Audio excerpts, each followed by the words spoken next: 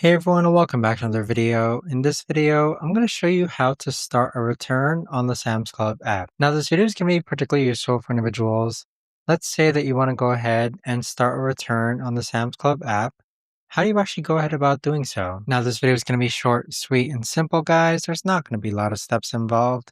Now, in order to do this, what you're first going to do is log on to the Sam's Club app. Next, click on Account on the bottom right hand corner. Afterwards, click on Purchase History. Now, of course, you can return things in the club, but if you go ahead and find an online order, for example, click on the order and you can see on the bottom that it says Start a Return. So if you click on Start a Return, you should be able to select which items you want to go ahead and return. But there you have it, guys. That right there is the best and easiest way that I know of to actually go ahead and start a return on the Sam's Club app. If you guys know of a better, easier way to actually do this, let me know in the comments down below.